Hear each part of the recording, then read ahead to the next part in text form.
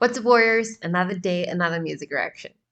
This is probably our fourth or fifth Starset reaction, and it is called Monster. So, Bash, as usual, is my homie when it comes to uh, conspiracy theories, and we are both just very much obsessed with Starset and their music and what they write about and the entire vibe. It's freaking awesome, and so are their productions. So, with this specific one, I actually found a very nice introduction video. So you guys know I always use Genius, the site, to go and have a look at lyrics. And yeah, they actually sometimes have introduction videos, which I didn't know. So I saw this one when I was searching for the song, and we're going to first have a look at the introduction video, and then we will jump straight into the actual production. Let's give it up for Starset's Monster.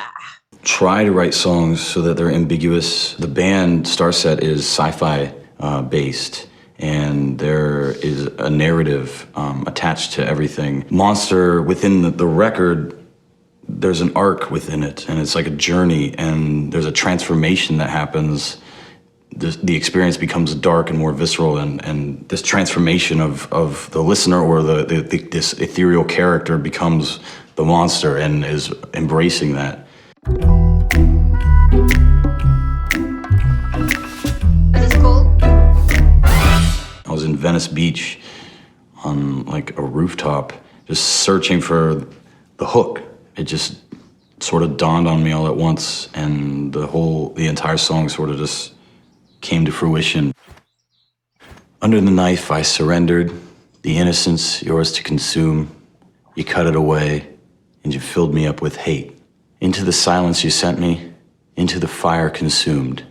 In any relationship that starts out healthy, there's trust and openness, and that's what makes the transformation or the wound so much greater when that trust is abused, and it especially if it just comes out of nowhere. You thought I forget, but it's always in my head.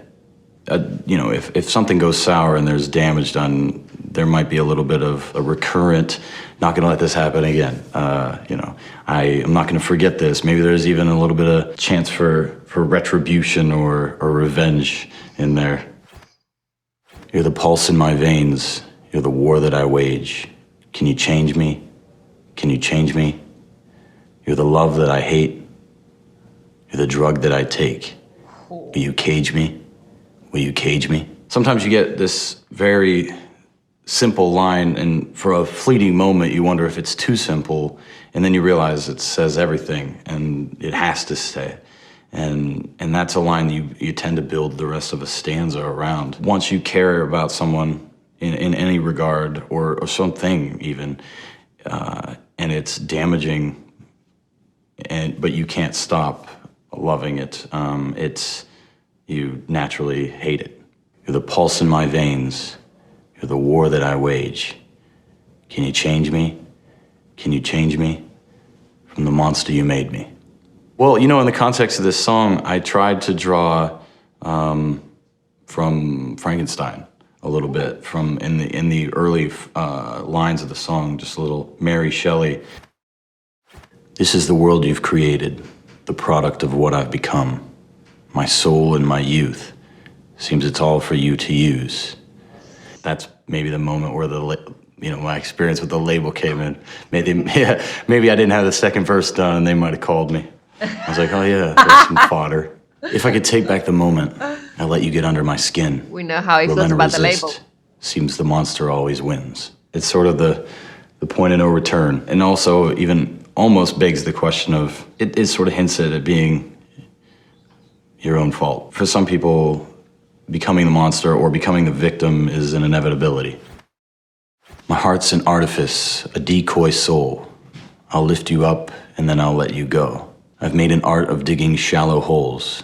I'll drop the darkness in and watch it grow. At this point in the song, I decided to maybe harken back to a modified sort of Frankenstein thing. I love bridges because I like to just break out of the construct of of the song and hit it at from a different angle. And you know, the shallow holes sort of hints at a couple things at once, graves and sort of painting this sort of Frankenstein-y backdrop. But at the same time, then, you know, changing it up with, it's more about planting something that turns into darkness, and more of that realization or acknowledgement that the darkness is coming from you, yourself, and then is coming to fruition through someone else after you've already planted it. So the fault is your own. My heart's an artifice, a decoy soul.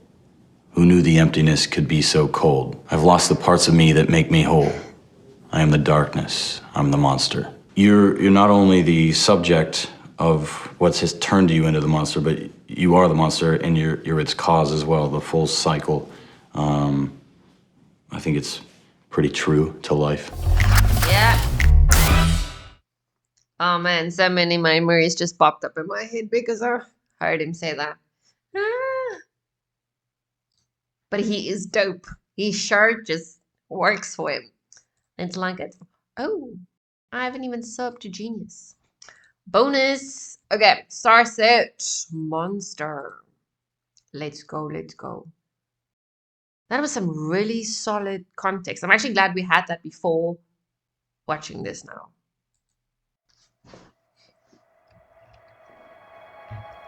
Full volume for Starset.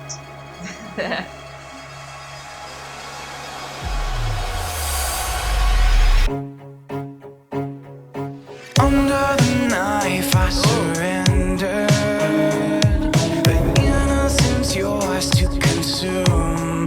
You cut it away, and you filled me up with hate. Into the silence you sent me, into the fire consumed.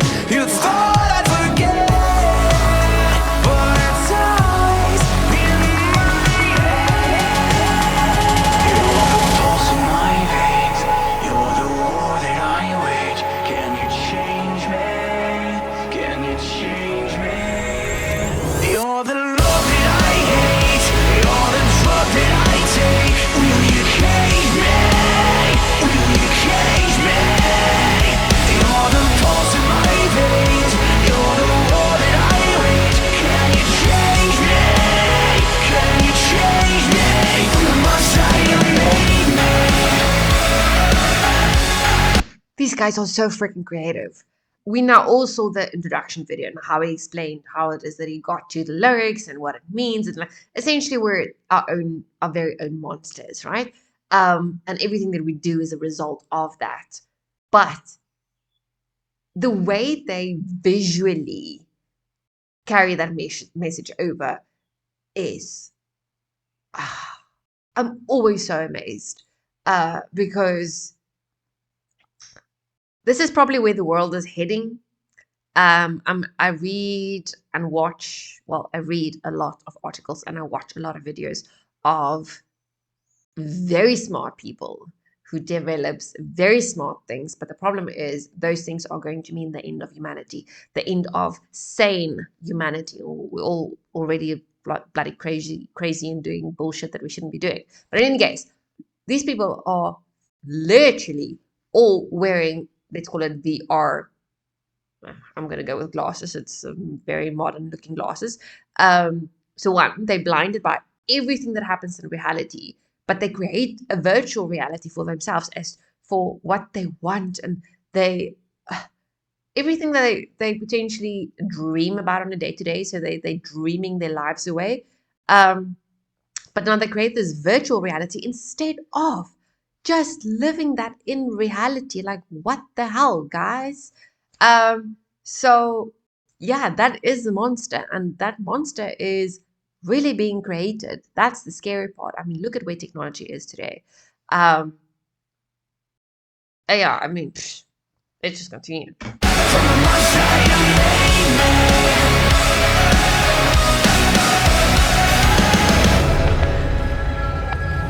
This is the world you've created, the product of what I become. My soul and my youth seem too tall for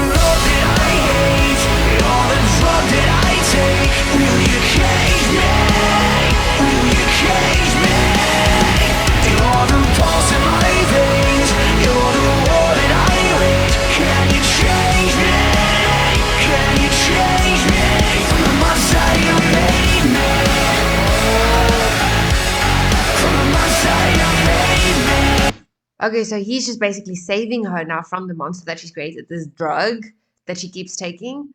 So I suppose that's a little bit of a detoxification that he just um, initiated there, so that she can actually see what the hell's going on around her.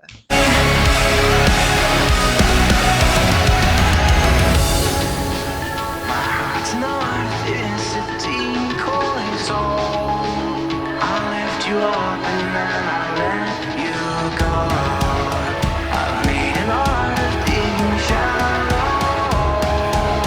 I'll trap the darkness in and watch it grow. My heart's life is a decoy zone.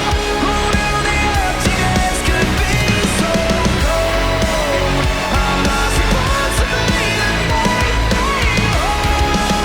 I am the darkness that belongs to you. You're the pulse in my veins. You're the war that I wage. Can you change me? Can you change me? You're the love that I hate. You're the drug that I take. Will you cage me? Will you cage me? You're the pulse in my veins. You're the war that I wage. Can you change me? Can you change me? From the monster you made me. From the monster you made me. From the monster you made me. From the monster you made me.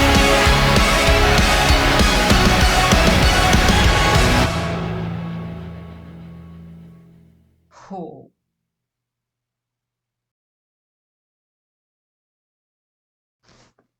that was way too cool. Way too cool. I really like how they brought in that it's in the end, sometimes we have no choice but to embrace our monster. Um, like some things can't be cured, and some things, some traumas can't. I suppose every psychologist will probably reason differently, but some trauma just sits too deep to ever heal to the point where there's no scar. So, best to embrace that and decide how you want to go about living with that scar without it festering, without it reopening, without it looking like it still impacts you. Yes, there's scar tissue, but that's how we learn. Uh, that's how we grow into being the best possible versions of ourselves. Like, yes, some things can really hurt in life, but it's what we do with it. It's how we. So for me, a thing that I do is I detach. So if it hurts me so much, then I just remove myself from the emotion of the trauma. So I can tell you guys my story, and I feel like I'm telling someone else's story because I have removed myself, I've detached myself so much of from those experiences that it no longer feels like it's my story, that I've lived through it, because it's my only way of walking with the scar that doesn't have a scab anymore. So it's a scar. It happened, but it's so long ago that it doesn't bother me anymore. I don't even remember that I have that scar, and it doesn't impact anyone. But now that's the thing. It shouldn't impact anyone. And it shouldn't impact yourself. It should truly just be a scar with no impact. Then only do you know, okay, you're embracing it properly. If it still impacts you on a day to day, then you can't, it needs some work. Um, yeah, and then we either end up hiding from it. I'm not saying me detaching is not hiding from it. I suppose you guys know I don't really process stuff. um, hence also my journey. Because a lot of this music and the music videos and whatever else, it actually helps me work through some of my shit that I always either locked away completely, forgot about it, detached from it. And then when I watch a music video or I listen to lyrics, I'm like, oh fuck. I'm actually really still impacted by this, and then I know, okay, I need to now put in some work, you know. But yeah, freaking awesome, awesome, awesome, awesome. I know they're sci-fi. Me, I kind of believe a lot of the sci-fi is never just sci-fi, that there's some truth to it, either in the past or we are very quickly heading towards it. Yeah. In Afrikaans, we have a saying, waar daar is 'n rookie, daar is 'n vuurtjie, something like along the lines of that. So what it means is if there's smoke, there needs to be a fire.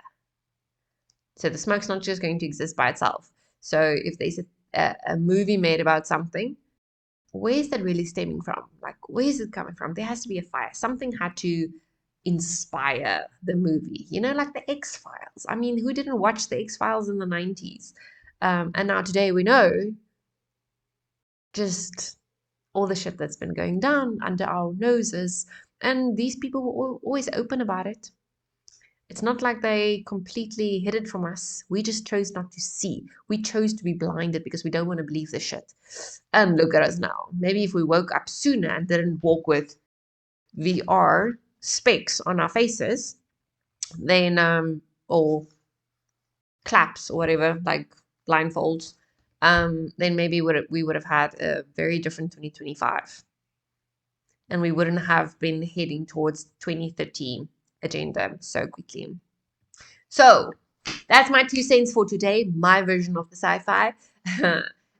Thank you guys. Thank you, Bash. If you guys want to do what Bash did, you can either sign up for Patreon or you can hop on to Buy Me a Coffee, drop a few beers, pop in your suggestion, and then I will get to it. All right.